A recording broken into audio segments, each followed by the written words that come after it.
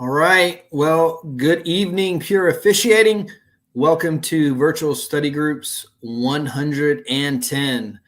I guess I'm the unofficial starter tonight. Really excited to have everybody joining us again. I wonder often, would we do this if nobody came in the room? Like if it was just the four of us, would we really spend this time? And, I'm pretty sure the answer is yes. I don't know what that means. I don't know if that's a sad commentary on the rest of our lives or if that's a positive commentary. I was going to say, man, what are you getting at? I don't know. I'm just waxing philosophically, kind of. So I'm pretty sure I'd be on, just gives me something to talk football. Yeah. Well, here's the deal. I'm really happy to be here for 110 Tuesday night, 7 o'clock Central. Where in the world would you rather be? I'm in Houston, Texas. Well, I'm sitting here at the site, our lodging site of Pure Officiating Select Camp, Salt Lake City from 2021. So, nice. Lots of good memories here, other than the Sunshine Room, which me and Brandon talked about earlier. Oh. Well, but we hid that. From yeah, very, very true. I love that camp though. That's a great memory. We awesome. Went out. We worked 3 games, 6 crews. It was the first foray to instant replay. That was outstanding. And we had a 4th down fumble rule play with a weird punt play that I've never seen before. So that was awesome. Or seen since. Correct. That's right. Kitchen sink play in the last game. Yep. Oh yeah. It was exciting.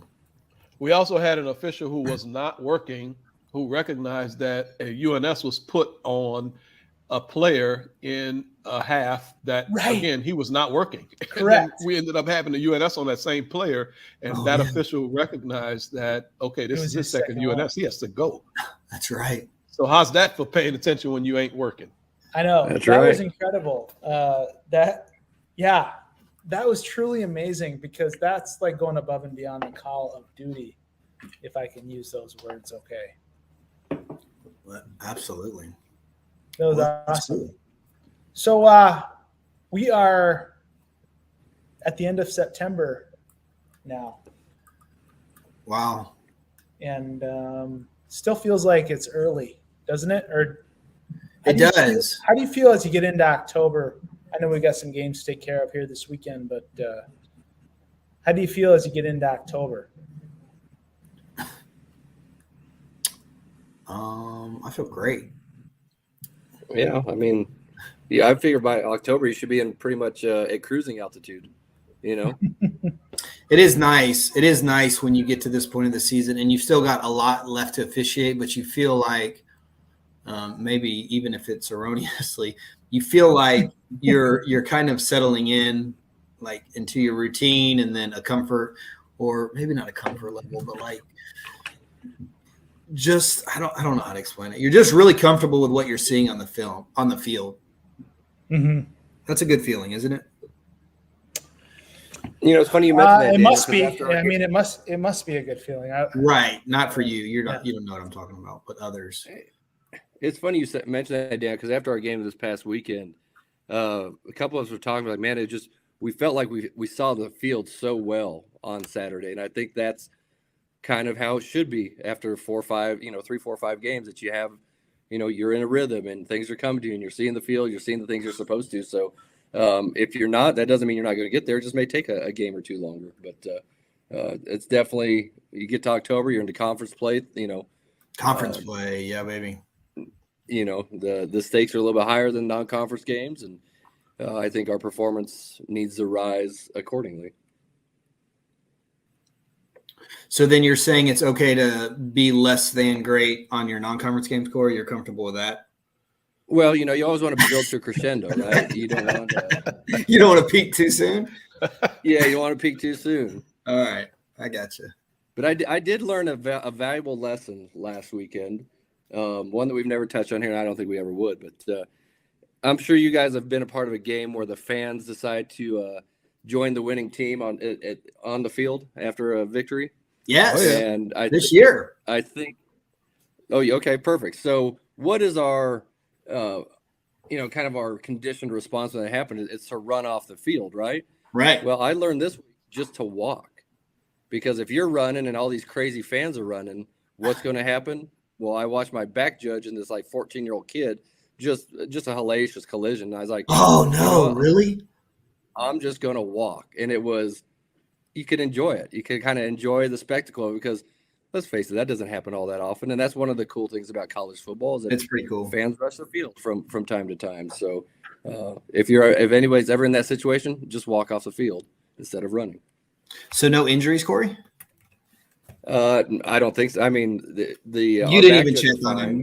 You have no idea. No, the back judge was fine. The 14-year-old Okay. kid, I don't know how he ended up. So Okay. All right. But I mean, he seemed to pop right back up. So I assume he's okay. Well, that's good. Tuta, I'm when here. Tuta runs, he's fine running, is what I'm trying to say. Like, you don't have to walk, bud. You'll see him coming in plenty of time. Dang. I'm really tempted to talk about your agility, but I won't do it. Yeah, Daniel. Yeah, there's that too. Did you have a? Never mind. I'm not going to talk about. Yeah, Pump let's player. leave Daniel alone. Okay. Even though he attacked me unnecessarily from the blind side again. You would But think it's he- based in facts and history, so it's not inappropriate, I wouldn't say. Okay. All right. We're not going to pull up a pump play that I'm aware of. Oh, shut up. We can pull it up. Let's No, do we're it. not. Oh, you don't want us to pull that play up. Oh, we can pull it up. Who cares? Nah, we're not pulling it up. Yeah, We have a lot better content than to watch you stumble over a football. Mercilessly attacked by a punter yet again. How is that possible, Daniel? I don't know. I don't know. Like multiple times. How is that possible? I don't get it. I don't either, especially with the kind of person I am. I don't understand why. You're not a very good person, to be perfectly honest. Well, We're gonna nice. start there. I'm a nice person. Let's watch some football, can we?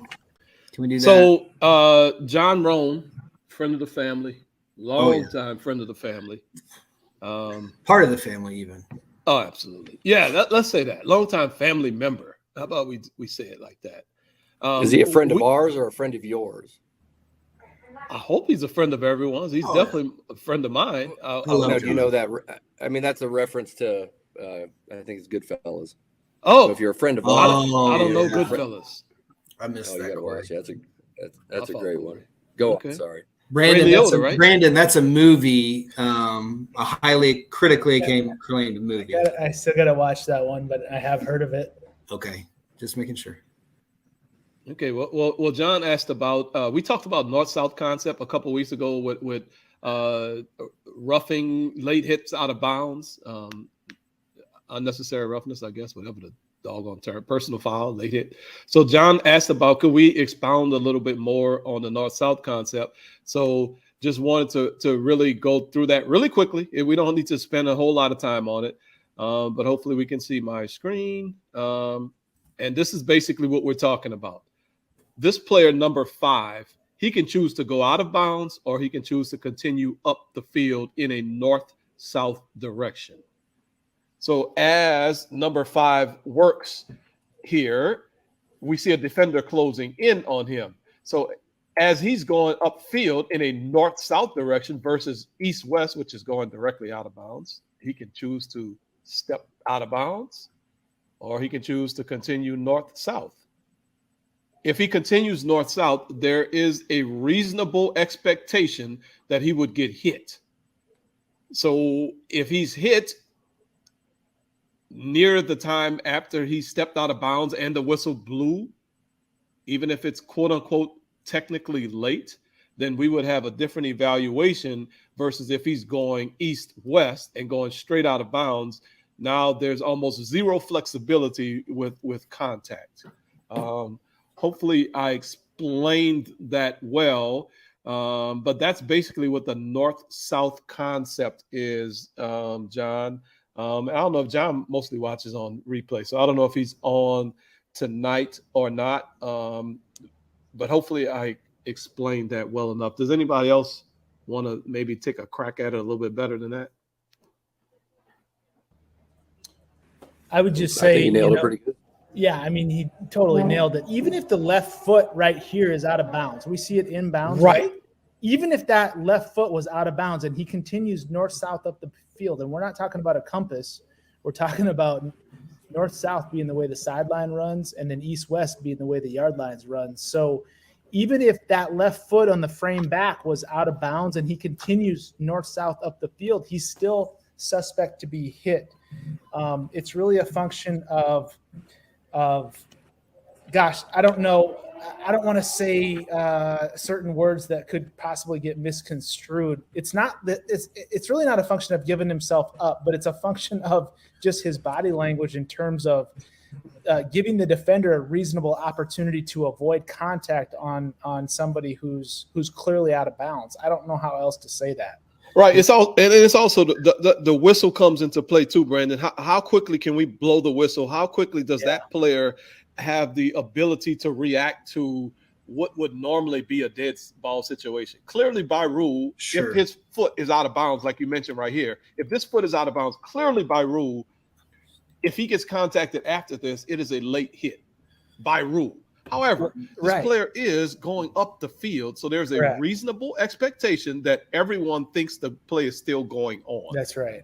This is one of those plays where just having some, football instinct and understanding the game really can help kind of clarify this concept for you. Because like you said, Tutai, if you don't and you just go by the letter of the rule, well, that's really in conflict with common sense football. Like the defender's job is to stop him from going forward. That's what he's out there to do. So if all of the environmental factors are communicating to him that runner is still moving forward, it just makes football sense that he has more latitude versus the other way around. So it's really kind of incumbent upon us. And I think that's what you're suggesting with, like, you got to think about the whistle. When was the whistle blown? And just taking those environmental factors into consideration and making your decision.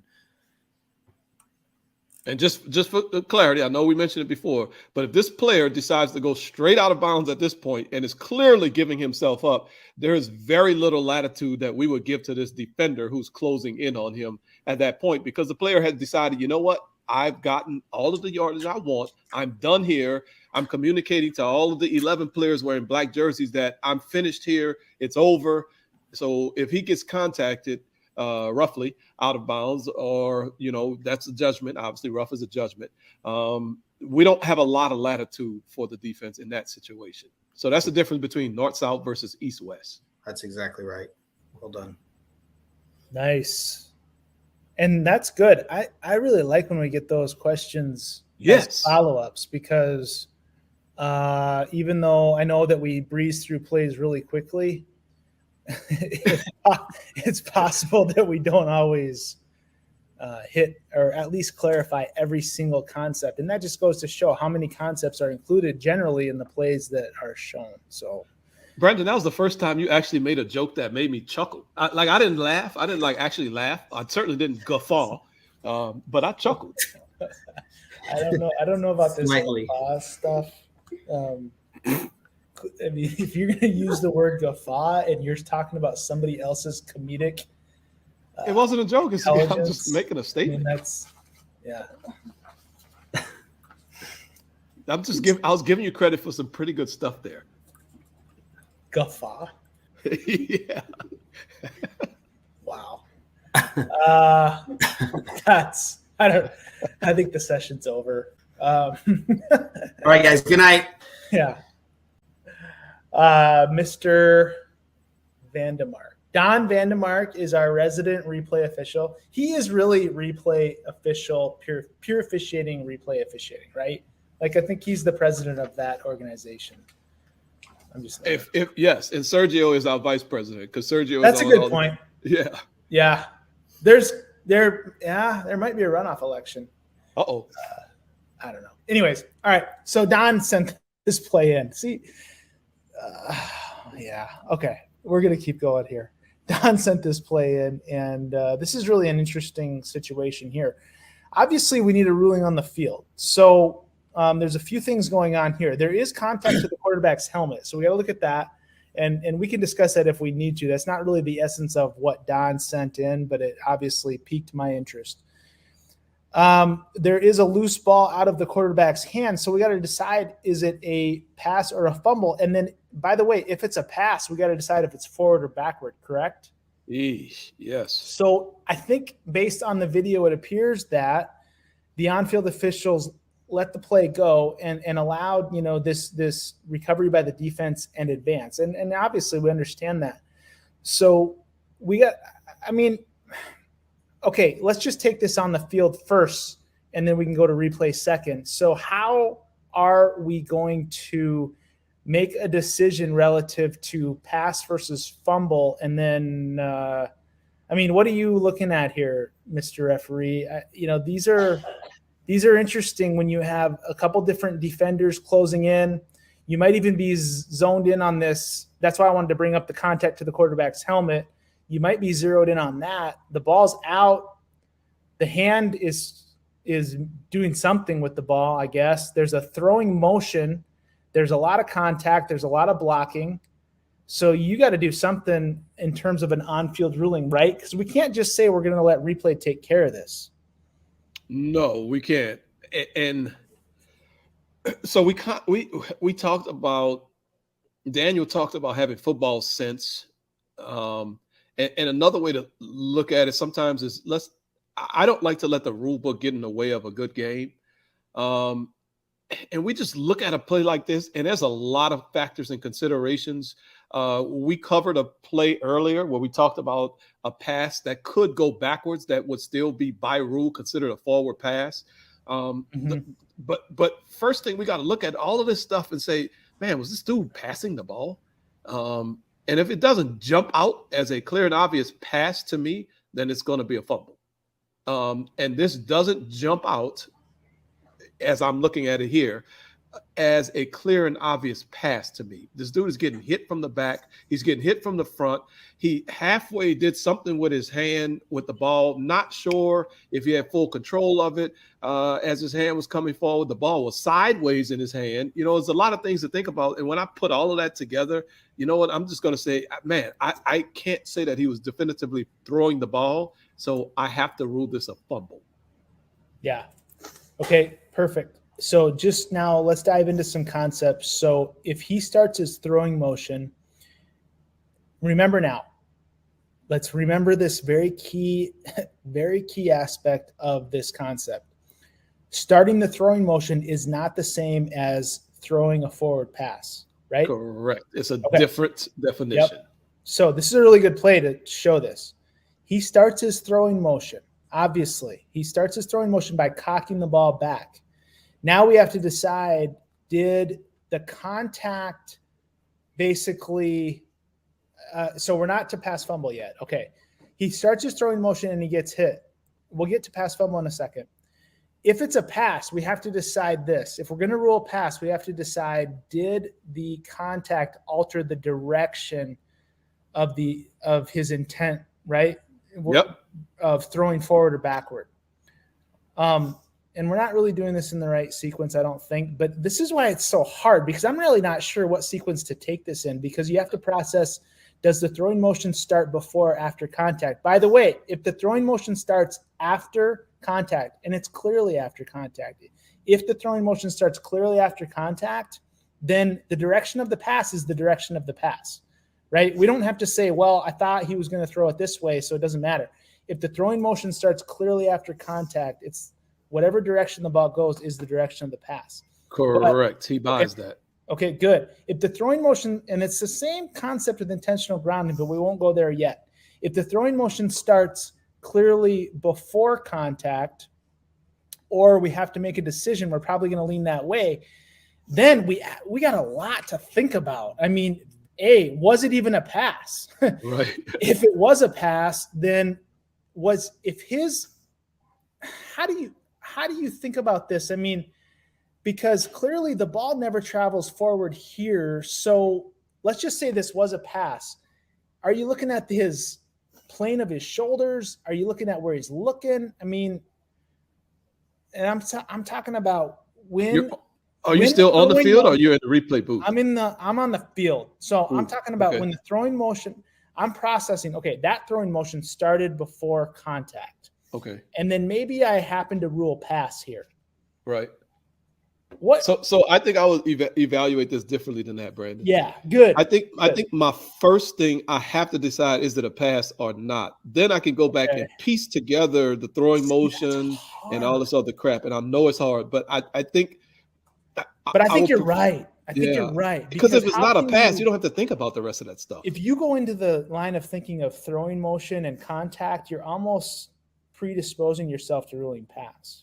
Correct. You've already decided it's a pass. Yeah. Correct. So I was trying to do that on purpose to kind of almost like not do that, because I think you're right. We got to rule pass or fumble. And then you're right. We got to say, okay, if I ruled pass, that means he's moving his hand intentionally in some direction with control of the ball. If I did that, now I got to piece together all that other stuff. Correct. And I'm glad you said that, because that's the proper way to do it. And that is, to me, so hard. You know, I mean, that's really hard, because you got to go backwards. Right. So I hope that's making sense. That's really complex. I wanted to lay that out there. You corrected it really well. I'm glad you did that, but that's really, really hard to do. So when the ball comes out like this, though, I mean, I think we're probably mostly going to rule a fumble on the field. I think so.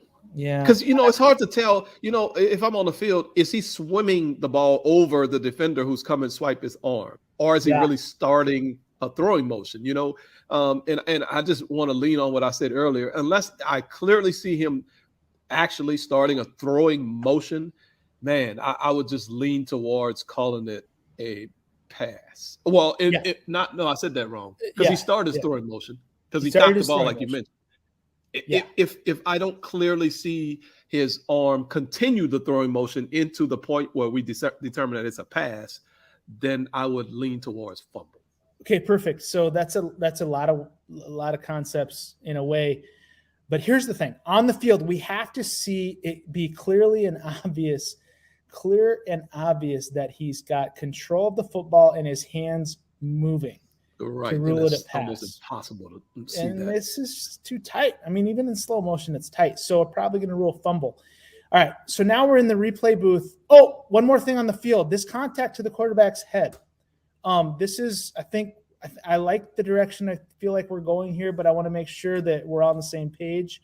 So this is an obvious act by the defender to block the pass, but that doesn't mean that in and of itself doesn't mean it's not going to be roughing the passer. We do have to see forcible contact to the quarterback's helmet. But here, this is a great example of a defender just kind of trying to match this quarterback's hand, and then it's more kind of, incidental, non-forcible contact to the quarterback's helmet. To me, I know we don't like to do all this judgment stuff, but I don't really think that this rises to the level of forcible for roughing the passer. I guess I'll go out there. What do you agree with that, or no? So let me make sure I understand your distinction. When we talk about a follow through, like a player trying to knock the pass down and he follows through by batting the quarterback in the head or bringing his hand or arm forcibly into the quarterback's head area, what you're saying, what you see on this play is more or less a player reaching towards the ball or the quarterback's arm and not necessarily coming down after making an attempt to bat the ball. Yep, great distinction. Okay. That's exactly it. And I would totally agree with you on that, because there is forcible contact. I think with this same contact, had this been a player who's bringing his arm downward from in the sky trying to bat a pass, I think we may have a little bit of a different decision to make relative to roughing the passer. Okay, good enough. Okay, so now we're in replay. And well, hold on. Oh, because I do have, and this is a drum that I've been beating. And we still see it happening sometimes. Okay. While we're having this discussion on the field, because this is going to be a serious discussion, the replay officials really need to just be standing by. Okay. We don't need the page going off. We don't need information coming. We don't need any of that stuff. We just need to wait on the ruling on the field, because the replay official's job is to determine that the ruling on the field is incorrect. That's right. Okay, now we can go All to right. the boot. Okay, well, I mean, ruling on the field, I think we're going to rule this a fumble. I mean, I'm not going to get into forward or backward pass here. I'm not going to rule this a pass, period, on the field. If you look at the live shots, it's not clear to me that he's got control of the football moving forward. Right.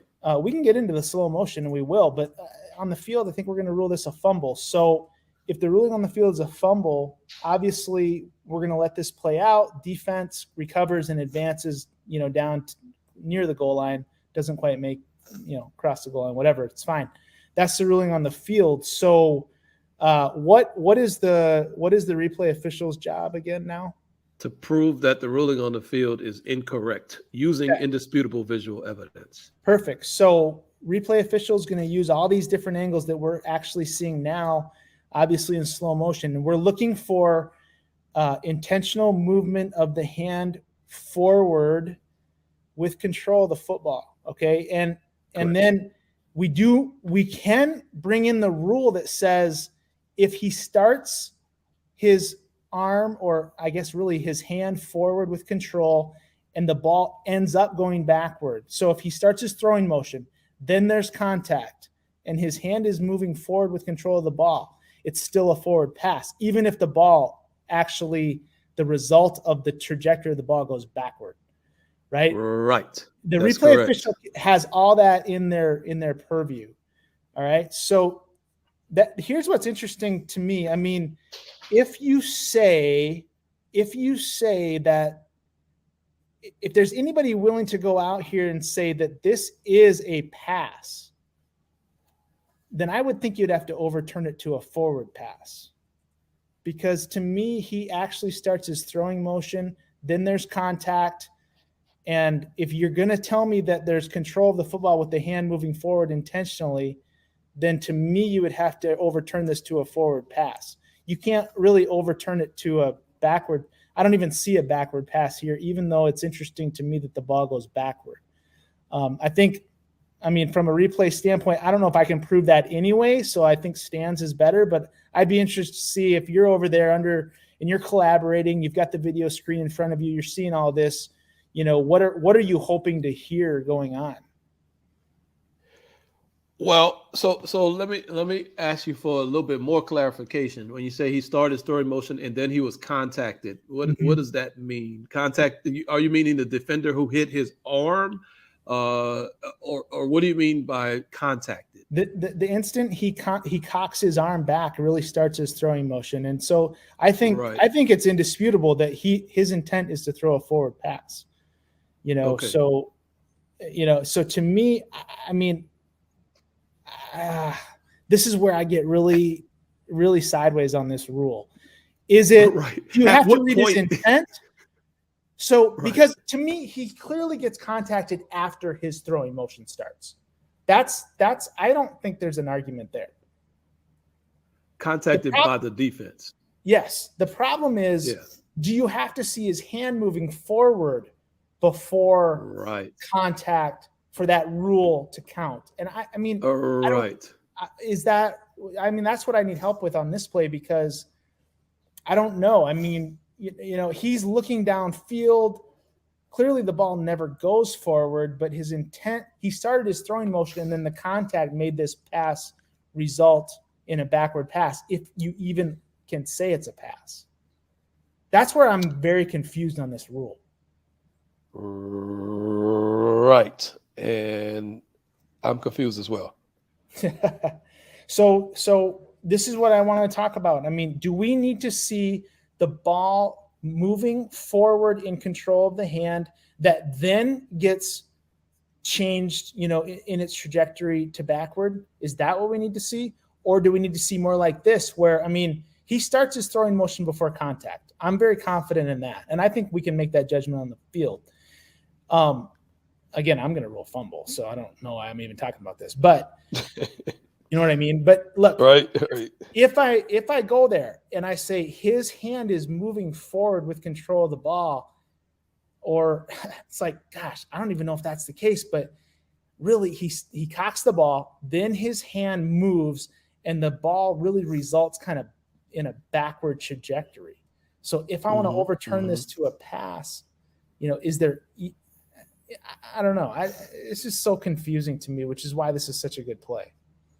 So I'm trying to lay out all the different aspects, and I'm sure I'm just making it more confusing. But I'm making it confusing because I'm honestly confused. So of course, I know y'all like to mess with me, but I love to go to the rule book. There we go.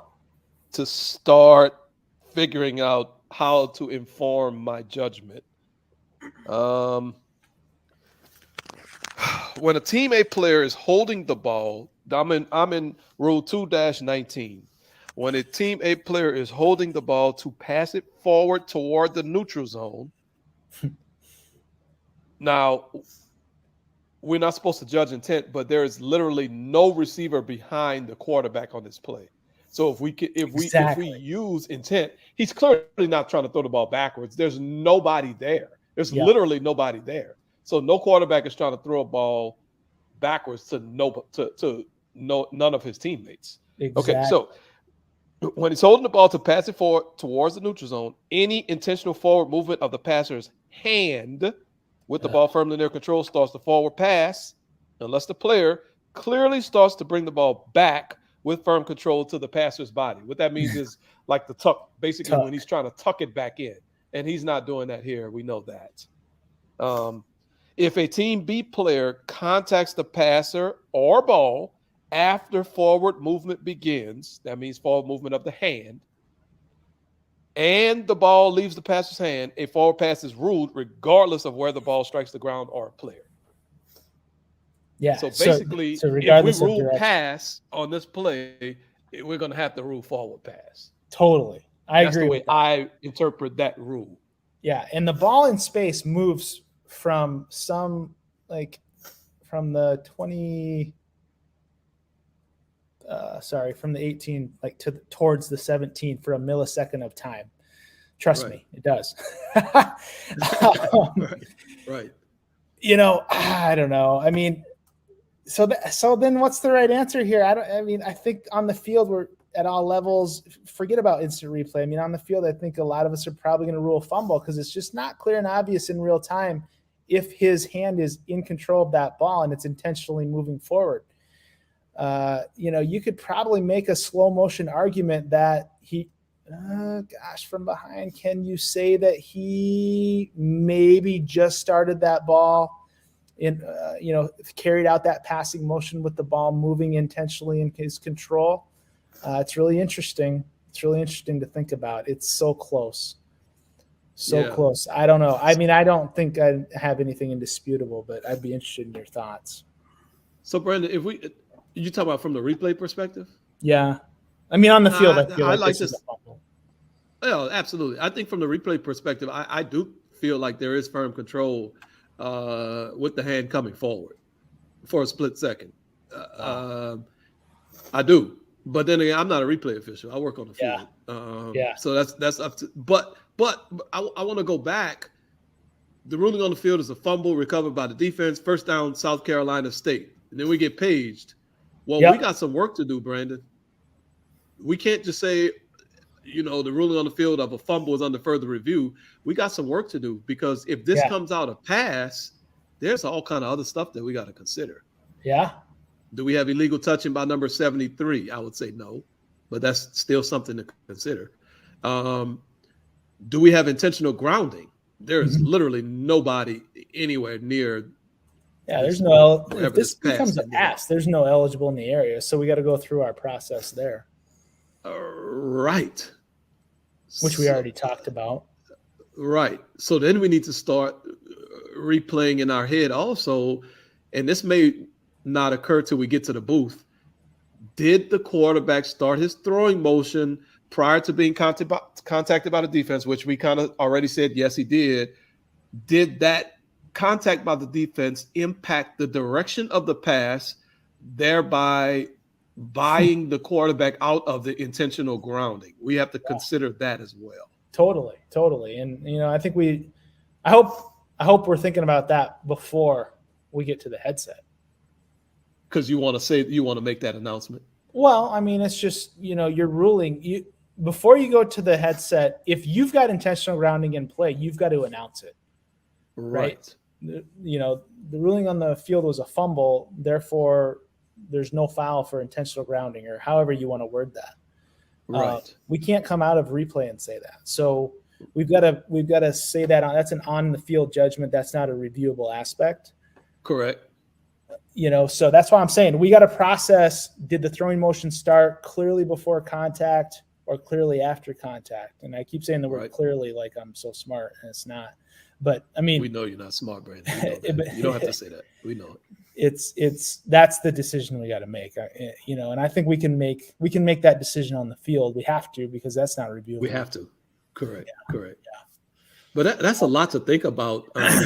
So I take that back. That is not reviewable for intentional grounding, but I do feel like it is reviewable in terms of determining forward backward pass, since that is in the very definition of the pass. Yes, absolutely. Correct. You know what I mean? Yes. That's that, and I never thought about that. That's really interesting to think about. So it's the same concept. Did the contact occur prior to the throwing motion or after the throwing motion?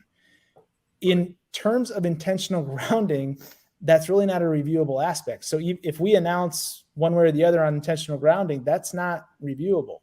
But it is reviewable in terms of making it a forward or backward pass if we go from fumble to pass on this, which is. So let me ask you this, Brandon. We rule fumble already, but we also have in the back of our mind, you know what? This dude got contacted after his throwing motion started. I'm not making this intentional grounding, even if this is a pass. Right. Are you going to make any announcement to that effect, No. or will you just leave it? Yeah, I wouldn't either. I'll just leave it alone. We don't want to announce the intentional grounding aspect if we wouldn't put a foul on. Correct.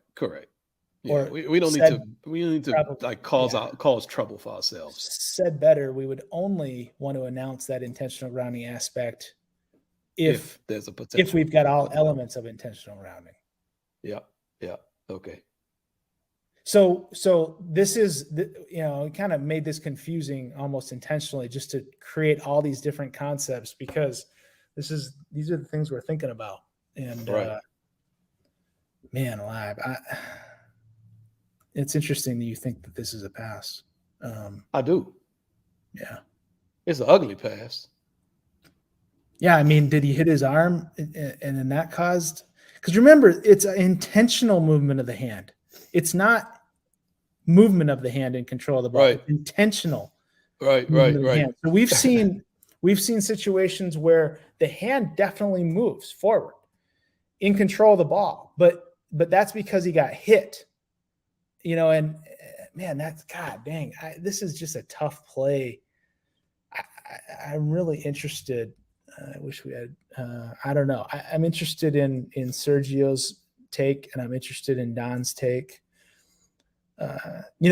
Said another way, I mean, if the ruling on the field is a pass, can you, I don't think, I know you can't change it to a fumble. You know what I mean? No, there's no way we can't change that. And that's fine. And that's where this is so interesting to me, that that's why the ruling on the field matters so much. And that's what we got to get better at with replay officials. Make sure we're not just re-officiating the play.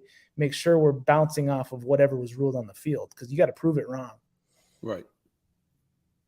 Yeah, and roughing the passer was not called, and to me, it's not. This is not. Yeah, Dan, we don't think this is roughing the passer.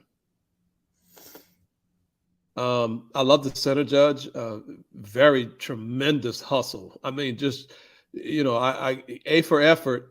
But this shows why we don't need to be thinking that, I got to beat him to the goal line. We ain't gonna beat him. I don't care who we are. We ain't beating him. Daniel Young is certainly not beating anybody to the goal line. Close. But this center judge, I'm just laughing because I love it. He was wide open, man. He was running. He was hustling. Talk about hustle. How about number 4 coming like a missile to get this guy? I mean, he starts at the +6 when the ball's recovered at the plus, 19, and chases him down. I mean, that's pretty damn good. Mm-hmm. Oh yeah. See, and there's a take from Jeremy, which I kind of see the same thing. So yes, his arm's going forward. That's why we talked about it. But really, what causes the hand to go forward? Is it intentional movement on behalf of the quarterback, or is it the contact? Right. So if there's doubt, Yeah, exactly. if there's doubt, then you can't overturn even in video. And certainly, I think on the field we would rule that. We've already said that a million times, but yeah, if you can't prove that he's intentionally moving his hand with control of the ball, if you can't prove that, then you got to leave it alone. That's correct.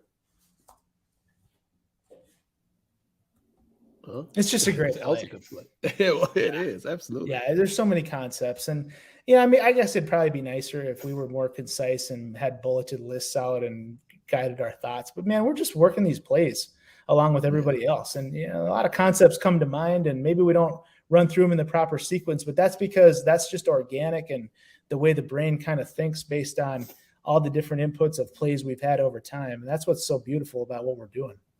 Right. Oh, okay.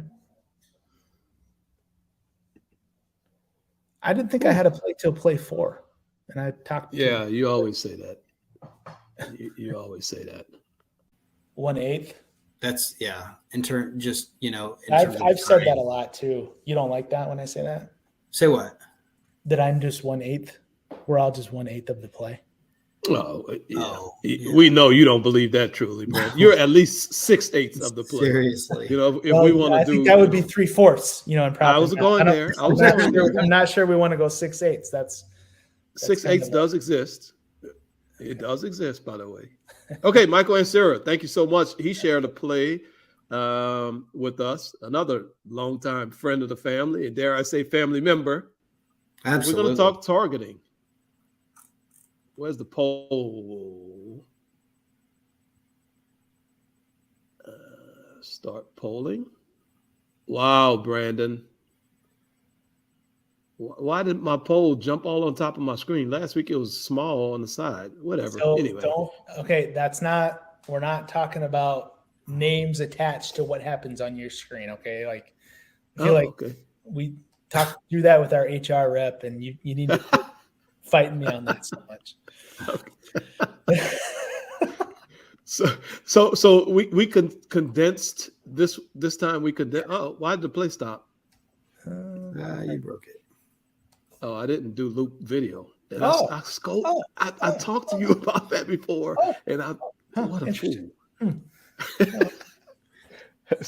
So we condensed the poll into all 3 elements at one time. Yeah, let's just get after it. I mean, come on. Yeah.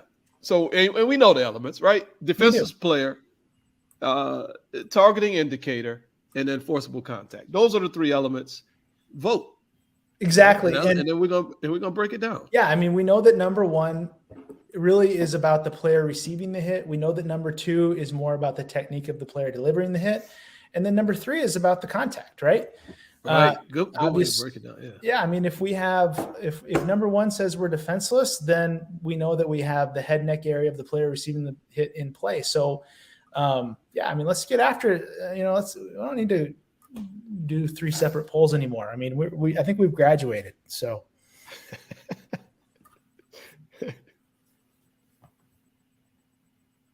Graduated.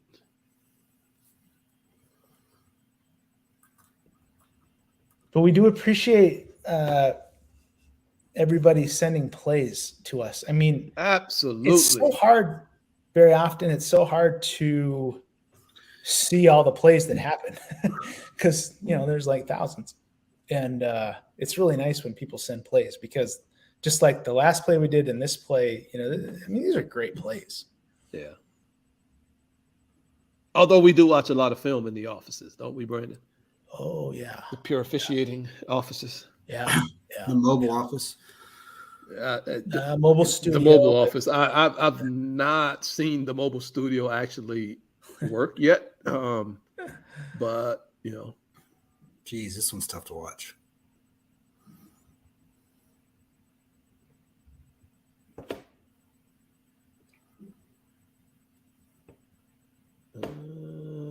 I think people are either sleeping or hesitant to vote. You're not seeing results. I see some. There's a smattering. Right, there you go. I mean, Luxner's gonna just die with his ability to tie all these things together to create new math. Oh man, you're testing me on this one, but I'm Right. figuring it out right now. I know, I'm coming this up with is- an algorithm in my head. This is 2 to the 3rd power, just so everybody knows how Yes. this is figured out. What is 2 to the 3rd power, Brandon? If you will help us, since you're so 3. smart. So 3 options, 8. and each of them have right. Thank you. And each of them have two opportunities. Oh, so you're talking about permutations? Permutations, yes. Yeah. Okay. I didn't know you. I didn't know what you were doing there. Yeah. This is like doing 3 coin flips, basically. You got 8 outcomes, right? Yeah. Just go with me. You're good. So is anybody going to vote, or I think we're good, or just Yeah. We're good. We're good. The rest of the people who didn't vote, sorry. Come back. I mean, there's a lot to absorb. There's a lot to absorb here. No pun intended. All right, go for it. Man, I tell you what, You are just this is pretty good tonight, huh? You are on lukewarm tonight, my man. All right, go for it. What do you got there, DY? So 48%. 48% went yes, yes, yes. 22% went yes, yes, no. 13% went yes, no, no. Right, Corey? We're expecting you to come out with some. Yeah. So 92% of respondents believe that category, our first element of targeting was there. So yes, defenseless player. Defenseless player. And okay, so let's go there real quick. I don't think we need to spend a whole lot of time on it, do we? I mean, he's defenseless. Yeah, no, I was actually I was going to take element 1, Brandon. We talked about this in pre-production. Yeah. Yes, he is defenseless. So why? Well, he just doesn't have any opportunity here to protect himself. The ball hits him. He looks forward and gets P-laid. P-laid immediately. Yeah. That word still exists. And then, so where are we at on the indicator? It breaks apart a little there, right? Yeah, indicator. We dropped down a little bit with our consistency, but we still have a good 74% believe that the indicator is present. All right, so this is where I think this is the really good conversation on this play, right? So what do you guys? I need some help here. Yeah, I mean, he's turning to the side. Is there a little launch? Maybe, but man, from a form and a technique standpoint, when I first watched this earlier this week, I thought it was a no-brainer. Mm-hmm. And I watched it further, and I'm like, man, what else do we want the guy to do? That's a tough one for me. I mean, from a purely indicator standpoint, I would lean towards no. He's going in with the shoulder. Yeah. So okay. I mean, look. So I do have an indicator. Really? Yes. I don't like my indicator, but I have an indicator. Oh, what does that mean? I don't know what that means. I'm just saying, man. It's because does the contact and the location of the contact, I guess, does that impact our judgment of an indicator? Okay, we always say attacking with a shoulder, attacking with a forearm. This dude is clearly attacking with a shoulder. But he's taking aim and attacking this player. Okay, so I think if we want to talk about position change by the receiver, are you asking does that apply to this element or does it apply to some other element? Well, that's what I'm asking. I don't know. I know. So I'm asking this. Can we say that he's not attacking this player with a shoulder? I think he's clearly attacking the dude with a shoulder. I agree. Does attacking with a shoulder mean an indicator? That's the second part of my question. Well, it can. Absolutely, it can. So, yeah, I mean, so if he's defenseless, then by rule you can't attack to the head neck area to go above and beyond, right? Correct. Okay. But what is the indicator? I'm speaking only, Yeah, leaving his feet there and putting his shoulder up to the head neck area. Okay, so you're kind of answering my question. Mhm. If this contact did not occur in the head and neck area, are you saying that would not be an indicator? Him leading with his shoulders, attacking the player with his shoulder. Are you saying it's only an indicator if he contacts the player in the head or neck area? I believe that to be true. So Okay. what I see here is a little bit different. Is I see from that end zone view is really helpful for me. I see him drop his hips and load up and explode with absolutely. his shoulder. You know, and Yes. to me, I mean, yeah, if he does that and he sticks his shoulder in his stomach and he wraps up, that's a great football tackle. So I understand like the internal conflict that you're having for sure. So hold on, Daniel. Hold on. Let's say he sticks his shoulder in his stomach and doesn't wrap up. Are you saying is that an indicator? I think that's different. Yeah, I think that's different. I mean, I think that's different because part of the indicator that Brandon mentioned was above and beyond, and we talk about like, what is it, the language, a normal football tackle, Right? Yeah, which I don't really like that, but I don't know what else I would do with that either. I kind of like it. What do you? Yeah, I don't know. It's just like, well, what's okay? Wait, Brandon, you and I had conversations about this, and you like to simplify it. Do you tell me is number 3 attacking this number 2, the number 2 in white? Is number 3 attacking him or not? Yeah. Yeah, I mean, is he only attacking him because you feel, well, we didn't get to element number 3 yet, but if he does not contact him in the head or neck area, is he not attacking him? No. But can't you for the purposes of going through targeting process? I mean, if you can get and make contact to the opponent's midsection, I don't see that as an attack. That's not an indicator of targeting. Okay. Can't you still have an attack that's legal? That's what I'm struggling. Of course, that's with the shoulder. I mean, obviously, that's what I'm struggling. If you dip your head, that's a different. We're talking different, but okay. So we got to talk about this though. The onus is on the defense, right? The onus is on the defense, just like OPI. The onus is on the offense to avoid blocking the defender. Correct. So here, the onus is on the defense to avoid attacking the head neck area. And I'm sorry to this guy that, there's a little bit ducking of the head, but the fact is he's defenseless. Right. And I mean, and he is able to brace for contact here, which lowers and shrinks his target zone, but it's just unfortunate. But the guy's defenseless and we choose to strike this guy with our shoulder. So if we hit him in the head neck area, that's an indicator of targeting, in my opinion. Okay, I think I agree with you. I'm starting to read the. Of course, I always got to go to the rule, but every indicator in note 1 of targeting uses head or neck area, head or neck area, head or neck area, which obviously we know that because it's 914. So we know 914 is head or neck area, but those indicators are all talking about head or neck area. So if the head or neck area is not in play, then those would not be indicators of targeting. So this shoulder attack, that thing I keep asking about, dang, if he attacks this dude to the body with the shoulder, is it an indicator? That would be no. It can't be an indicator because it's not attacking to the head or neck area. I agree with that. I agree too. And that's why I was struggling with this play. Yeah. All right. Sorry. Go ahead, DY. No, I don't. That's not. Yeah, I think that's a really good point. That's good that we clarified that. Because there could be actions that aren't to the head or neck area, and you can look at them and say, "Oh boy, he's really attacking him." That's not like nobody's teaching anybody to tackle like that.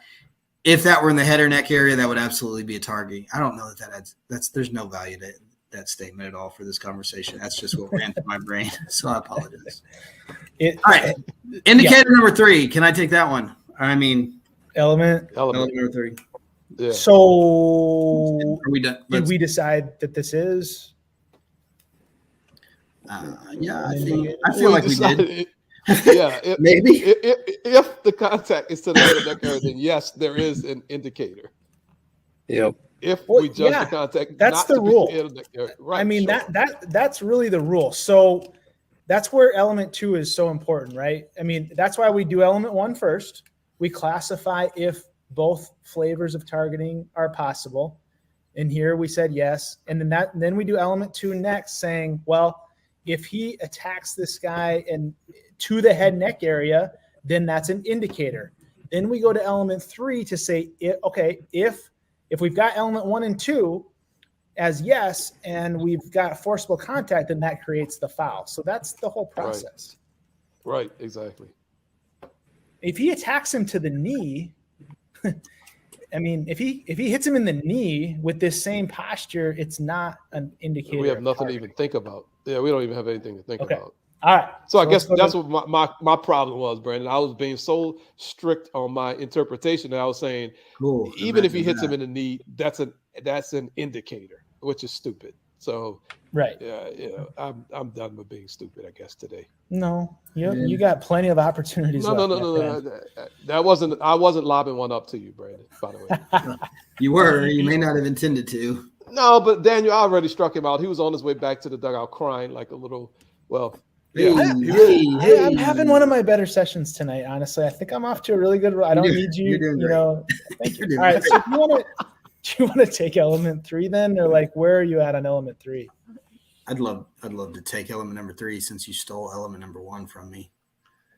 So element number 3 is, do we have contact to the head or neck area? Because we've established he's defenseless, or You contact missed the F word, Daniel. You missed the F word. forcible contact. Thank you. Very good. Thank you. Yeah, nicely done. Or is there forcible contact using the crown of the helmet? So yes, there is forcible contact to the head or neck area. I don't want to go all tuta here if we have a vote and just say you're a liar if you voted no for element number 3, but you are a liar. Well, 39% of the universe said no to this question. They're So- liars. Tuta, are they lying?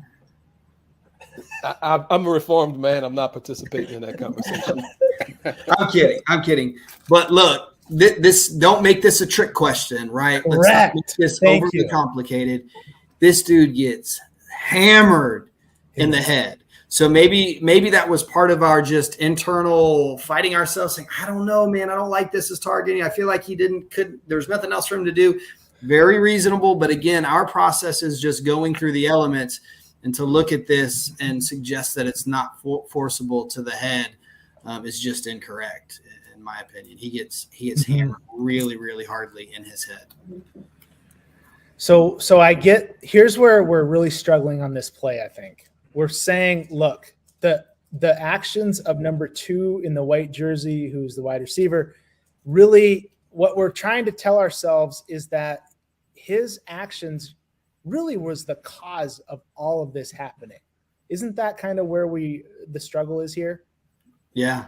Him Yeah, by- I For me, agree. yes, definitely for me. Absolutely. he doesn't. I mean, all he's doing is bracing for contact, right? And I mean, if there was a little bit more time where he had the ball, then he wouldn't even be defenseless, and this would be nothing. Right. But it's not. I mean, he's still obviously by rule a defenseless player. So I feel sorry for this defender who probably did not have evil intentions here. Yeah. But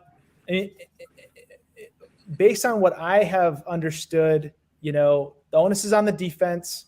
If it's a defenseless player and you attack in this manner and strike in the head neck area and make forcible contact, I'm just putting everything together. Then I think I do have targeting here based on all of that. And the process works is what I really want to add. Even if internally you struggle with it a little bit, lean on the process. Lean on the process, right? That's what it's here for. We do want to do that. And we don't want to reincarnate, or whatever the right word there would be, this whole concept of position change. I mean, I don't even know why we talked about that. Reincarnate is the right word. That's absolutely the right word, because that used to be a thing. Yeah. It used to be a thing. Yep. Yep. And then it died. So the position change terminology was frankly, what we see here with number 2 on the offense, his head changes position. It changes latitudes. But, I mean, does it? This is just a normal action, and I get it. It's tough for the defender. What is he supposed to do? I don't know, man. You got to play the ball. I mean, who am I to even tell anybody what to do on the field? Because, I mean, my career was pretty solid as a player. But I don't know. I don't know what to tell him to do, but I know he can't do that. So that's what I know. I heard it explained to me that we expect these defenders to have body control, and they are excellent athletes that possess that type of control with their body. And when I talk to a coach, about targeting, and I use that phraseology, that seems to click with them, and they seem to understand that, because we've often heard from coaches, well, what do you want them to do? And when this last came up, said we expect them to have better body control than that. Yeah. And they say, oh, okay. So I don't know if that's the answer or not, but the couple coaches that I've had that conversation with, they seem to understand that terminology. And, I'll be honest, I may be on an island here with the 4 of us, but this is number 3's working on a highlight reel kill shot. That's what he wants to do. If he hits this guy in the chest, he annihilates him, and it's legal.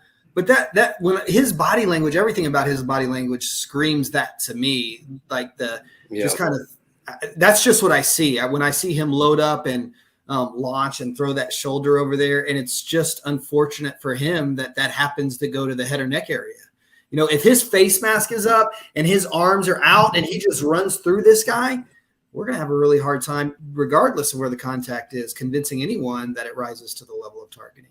Yeah, because it wouldn't. Agreed. I mean, that would fail element 2. So we'd just stop because, that would not be attacking, the head and neck of a defensive player. And so then the other, let's make sure on the other side as well, because, man, number 2's in bad shape. We clearly see that. And it's possible that we're on the other side and we just see number 2 get hit in the head really hard, and then we just default to targeting because of that. So hopefully, we're not doing that either. That's why I think that's why this is a really good play, because you can kind of, I would imagine there's folks on both ends, right, that are just convinced immediately it's targeting, and then vice versa, and then just working through those elements. This is a great play for that. Yep. Yeah, and there's 2 other scenarios that could have easily happened. One scenario is what you already mentioned. The pass could have been higher and he could have been reaching out, and then this same contact occurs right to his belly button, right, or his waist, whatever you want to say.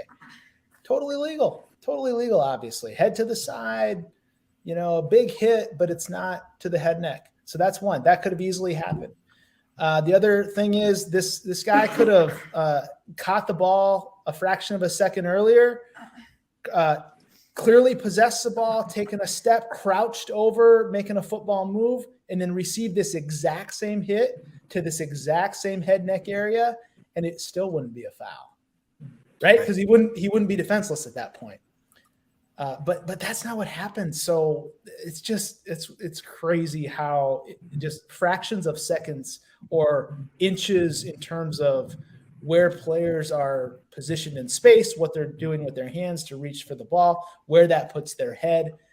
It's just crazy to think about all the different combinations of things that align to create fouls or don't. Absolutely. So the other thing is the replay official is going to have to do if we decided we're putting the flag down. Okay, so in the scenario that we have a flag down on the field on this play, the replay official is also going to have to judge, was the process of the catch complete? And we can't forget about that because we have to make that determination as well, because this could be a fumble. Oh, yeah. I don't know what we ruled on the field. Did we rule targeting and fumble recovered by the defense? Did we rule targeting, incomplete pass? Did we rule no targeting, fumble recovered by the defense? Did we rule no targeting, incomplete pass? There's 4 different things we could have ruled here, and the replay official has to basically prove the ruling on the field incorrect. Well, actually, targeting is different, but they have to prove that the process of the catch part, whatever our ruling was, they have to prove that incorrect as well. And oh, by the way, the 2-minute clock is ticking, like Don kind of alluded to earlier. Which I swear I can't stand that that we even put that metric on. But it is what it is. I understand it.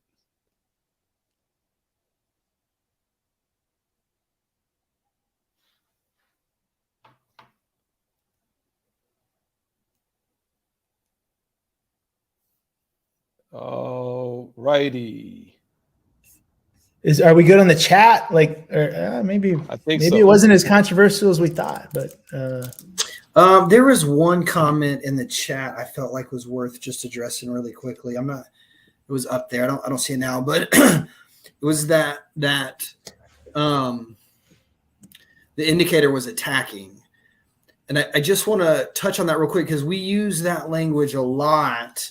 And I think that's a relevant consideration when you're going through the indicator process.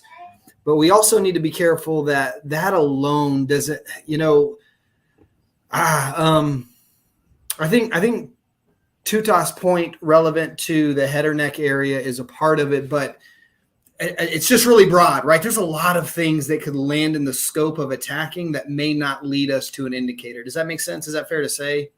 Mm-hmm. yeah. Mm-hmm. Okay. Yeah. All right. So that was all. Okay. Yeah. I don't know. Transformational.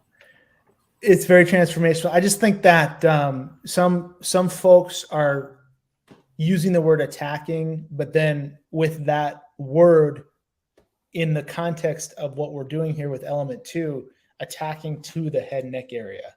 Yeah. But it goes above and beyond. That's what I think is important. Maybe that's the better way to emphasize it. That goes above and beyond, because I'm just thinking like, as a defensive coach, not that I am one, but just, kind of role playing here, you want your guys attacking when they tackle. Like that's football. We want them to tackle. So that piece that attacking, making forcible contact that goes above and beyond making a legal tackle. I think that's important. That's what I would say. Good. All right, cool. Let's go to, I don't know where this is. It's somewhere, I believe. I know It looks like Jackson State. Jackson State's on defense. That's Jackson State's home field then. What league is they are the Tigers. So is this what league? SWAC. Or MEAC. Okay. SWAC. That'll be SWAC. Nice. That's Nice. Coach Prime. Coach Prime, Heisman candidate quarterback. Really? Well, according to Coach Prime. Oh, okay. So just watch this play. We got 3 angles, and then we're going to go visual mechanics. And I want to talk about a lot of different iterations, because if you think about it now, why are we doing this? But we are. So we're working games with crew of 8, right? We're working games with crew of 7, umpire in the offensive backfield. And then like here, this crew's working the game, crew of 7, traditional umpire, correct? Yes. So why? It's like why are we doing this? And if you are an official, who I bet there's a lot out there, there might be officials. If you guys think about this, there's probably officials and numerous officials working in all 3 of those different mechanics setups this season. I bet that's true. I don't know for a fact, but I bet we could find. I wouldn't be surprised, Brandon. I really wouldn't. You know what I mean? Because you know how people hop conferences and what are we doing? I mean, what are we doing? So anyways, let's watch the play. And there's a couple things to talk about. I don't really care about, what happens like normal. So we're just going to do some mechanics things. Obviously, we can do a little bit of what if with the wing back, because the wing back is stacked over the right tackle. So he is a back, stationary back in the backfield. So we know what our setup is in terms of formation is 2-by-1. And so we'll talk about that. How long do you think I should give it before I go into the screen share, which you all love when I go? I know you've been over there itching. That's why I was just waiting for you to start it, Brandon. I know you're itching. Okay, good. Oh yeah, I'm just gonna go for it, man. We didn't ask you to do it, but I'll just make a comment. You did. All right, so let's go.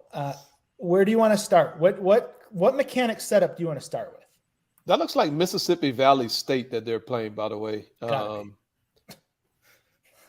have a gentleman in our conference who graduated from Mississippi. Yeah, Jerry Rice. That's right. We have a gentleman who graduated from Mississippi Valley That's State. right. Really? And his daughter goes to Mississippi Valley State. That is awesome. Softball. But I'm guessing it's not Jerry Rice. It's probably not Jerry. I don't think Jerry Rice Jerry officiates. didn't take a career in officiating. No. Yeah, he did pretty good in his prior career. Let's go. Let's just work the play as presented. So this is crew of 7 umpire traditional spot, right? Right. Although 9 yards is that the no, I'm just kidding. I always love giving these umpires grief. 9 yards deep in the backfield here. This is that's a deep umpire, but I don't blame him. I mean, What's wrong with that? It's 8 to 10. I think the book tells him 8 to 10. Oh, used to be 5 to 7. Okay. No, unless you work in the Big Ten, we don't do all that kind of stuff. And I think the Pac-12 does that too. All right, let's go traditional. So here's the thing: we got a 2x1.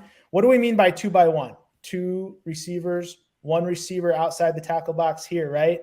Yeah. And then we got 2 backs. So really, when we say 2x1, what that really means is we got 2 backs, stationary backs in the tackle box. So in a traditional setup, crew of 7, what are we doing? Well, I'm gonna tell you what I'm gonna do before. Oh, okay, go ahead. When you No, get I'm to the just doing referee, this. I'm I'm gonna tell just you doing because I learned. That's what you used to do. Back judge. Yep. This is your guy, man. This is your My guy. All right, so Hey, man, chill out. I'm not a deep wing. right, that's true. So all umpire, right, we know the umpire. Is it true that the umpire is still basically center and 2 guards Pre-snap. pre-snap? I know. Don't ruin it, man. Okay, Oh, so okay. You line of asked the scrimmage. question. I know. Line of scrimmage, you got the backs, right? In this setup, you got the backs. Pre-snap. Well, no, at the snap. That's really what we're doing right now. Yeah, the snap has to go off first before Yeah. they deal with the backs. Referee, you were going to wax poetically or whatever we were talking about earlier. What were you going to do about the referee? Yeah, well, I had the pleasure of working a service academy this past weekend. And anybody that works teams that work triple option knows that they really have to have low block rules firmly implanted in their head and have a good understanding. What I learned this weekend is actually I learned that the previous weekend. I need to map in my pre-snap routine who can block low. And I need to say those numbers. So that's what I was doing the entire game on Saturday. Nice. Another thing that I learned is I need to also mark the tackle box. We had a block that was right on the edge, the back Wait, edge. aren't you of the already tackle supposed to box. do that? Well, no, we don't want to get into that conversation again. I'm not talking about lateral tackle box. His lateral position hand is so wrong. Oh my we god. don't want to do that. We're again. not doing that. Go ahead. Okay. Go ahead. So when I mean tackle box, Daniel, I mean so you see at the 5-yard line, Yeah. the edge of the tackle box is the 6-yard line because it goes 1 yard. Oh, down. okay, I got you. Okay, Yes. depth-wise. We had a block that was for this argument's sake of this particular play. Let's say the player blocked at the 7-yard line. Well, man, from the referee position, it's really hard to tell was that in the box, out the box, if we don't already have that mapped in our pre-snap routine. So that's another thing that I, as a referee, am going to put in my pre-snap routine. 24 and 4 can block low, and the tackle box is at the 6-yard line. Interesting. That's really good. Hey, Tuta, like with these wing backs, are you communicate? Are you? Yes. So- So this is what we communicate. If he's out, we communicate that. 99% of the time they're going to be in. So Yeah. we're not going to say anything. It's a waste of time. Okay. So then, like, well, here's what I would say though, and I mean, who am I to tell your crew how to do anything? I don't know what I'm talking about. But sometimes, if it's really close, it could impact initial keys at the snap for the back judge and the short wings. If you guys are doing fine with it, obviously, but that's something to think about. If it's like, if I'm interpreting him as in and you're interpreting him as out, that could change. But here's my question. So when you're doing that, wasn't that kind of the same thing as mapping who could block low and not, or were you not connecting those two things? Wasn't connecting those two things before this year because the rule was so different. Right. Yeah. No, for sure. Before this year. Yeah. Cool. All right. Anyways, so the referee, where are we starting? Which side? Based on this play, probably on the matchup between the right guard and that defensive tackle, whatever you want to call him. Crew of 7 traditional. Oh shoot, I've never worked crew of 7 traditional as a referee. I have no clue. Okay, no worries. We're gonna go across. So since it's a pro set, 2 backs, we're gonna go across. All right. Okay. So then we know that line judge is going to be secondary on this tackle. Oh, okay. All right. Okay. So we're gonna work this as crew of 7. Umpire traditional. Here we go. All right. So who has this wham block? You see this block by 85. I hope the referee has it. Yeah. Because exactly. you said we started across, right? So we should Right. probably stay over there. Okay, good. So if the referee has this, what is the line of scrimmage working? The edge block at the second level. Exactly. See, this is why it's so important to do this. And I think umpire is properly back still in here, Absolutely. which is fine. Okay, cool. And and then by the way, line judge is got to be here. And what's this guy doing right now, number 41? I mean, I don't know if that's a foul, but that's a hand to the neck, right, of that offensive player. So we just want to be sure that we're all on the same page. In other words, we don't need the line judge following 85 across the formation here. Do you agree with that? Oh, absolutely. So, and here's what I've been hearing. And so I want to make a point. When we get a run read, keys at the snap that we just drew arrows on, they basically, they're done. They're done. We go to zone. We need to go to zone. So we got to figure out, based on our crew setup, in this case, umpire traditional, what that means. He's here. Line of scrimmage, work this block. The referee started opposite here. It was a pro set. And then line judge, we got to be here, and obviously our deep people are looking for work at this point in time, right, as the play develops. Well, hold on. Actually, let me ask you this, Daniel. So I don't know if the last time you were a crew of 7 umpire traditional, are you going to work that second level block as a back judge? Don't you work inside out? Yeah. To both. That's so much space. Yes, to both. Space on your pre-snap, Yeah. your If Daniel's watching responsibility. number 2, I will smack him. I literally would smack him on the field if he tells me he's watching number 2. We should have 3 sets of eyes on that You'd second be level in block. so much trouble. No. You're coming in on this from the deep. Well, yeah. I mean, Yeah, what else? we're looking for, like you said, we're looking for work. That's exactly Awesome. where I would go. Okay, so the handoff has just happened, and I know we want to, it's easy to be heroes and stop slow motion frame. Right. So I know I'm really good at that, by the way. So, okay, so we've cleared the wham block. Okay, so, now, I mean, just to your point, Corey, like as these players start to get closer to each other, are you leaving this to hop Yes. back to this? Yes. Okay. Once those blocks either materialize or they become material to the play itself. Okay. Yeah, because Okay. Corey, you're not saying you own 77. You're helping to see if you can Yeah. help with 77. Correct. Yeah. And I think that's a key distinction. As deep wings, let's not think that we say, well, I need something to work, so I'm going to own the second level block. No.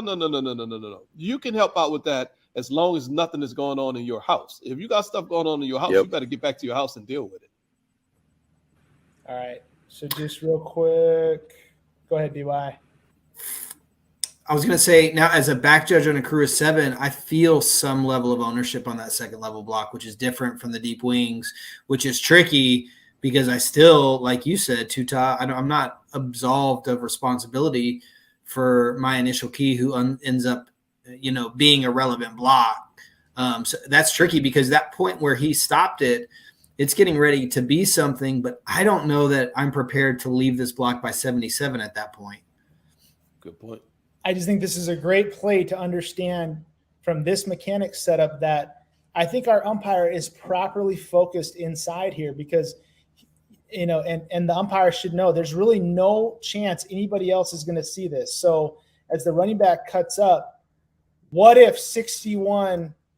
this right here turns into either, a hold, a low block, whatever it could be, right? That he is our only chance. Yes. And you could say, well, why isn't he looking here? But no, I mean, he actually started inside. This block develops off his primary responsibility, off his run read. So I think this is really good mechanics, even though you could argue like, well, how can he not see this? Well, that's why he can't see that, because he's focused very intently somewhere else. And we need to understand from our other mechanics that, we have to have support here from the line of scrimmage on this block, and not hopefully just watching this player run with the football. All right. So that's crew of 7 traditional. Let's go to, I know everybody loves this. Let's go to crew of 7 umpire in the backfield. What changes, if anything?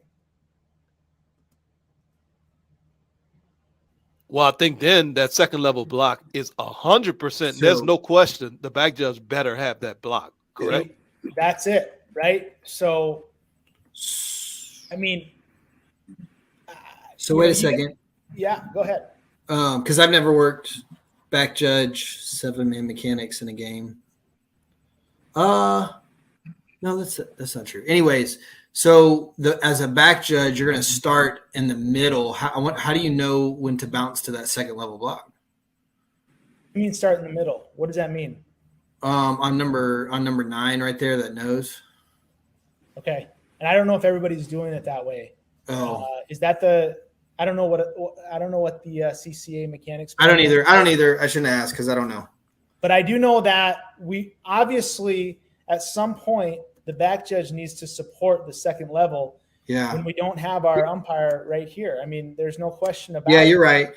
And okay, I think that makes sense, because even with an umpire in the backfield right now, umpire in the backfield would be going to the same place, right? That they would be in where we had from the traditional. Exactly. Yep. Or, I mean, he might be getting a peek in here too. And, just to make sure to clear that wham block, but you're going to have time then to obviously work this as well. And in this case, I'm thinking the referee is more supporting this side when you've got an umpire on that left side. That's what I'm That makes thinking. sense. Yeah, that makes So sense. then to complete this, this triangle, I mean, we need to have probably the back judge looking for, and then what's interesting is, do you pick the first, second level block, or do you read this more inside? Because you said you kind of started at 9 here. I don't know. This guy's coming out to get this linebacker too. This is the conundrum. I mean, there's a threat right there for 9 to pull that center down as he's trying to get to the second level. Yeah, great point. And the back judge would be responsible for that in a crew of 7 umpire in the backfield. Yep. And that's what our umpire was doing traditional. So, good point there, which is now what I want to clear up though is if it's a pro set like this, pro set meaning we got 2 backs. We got 2 backs inside the tackle box. Are we giving, initial responsibility to the line of scrimmage here, or is that not the case? I guess it's got to be. So just something to think about. You can use this play. So umpire in the backfield, let's talk about it. If the line of scrimmage official doesn't really have any responsibility in the backfield here and just has here, then we can easily transition in here, right? And get this block once we read run. Because again, it's the same principle. We just go to zone. So we're here. We know we would have support back here if the umpire's in the backfield if anything happens with 85. So I think we could ask the line of scrimmage official to work this. And if the back judge can bounce out to this, that's great. I don't know if that's going to happen on this play or not. From the end zone.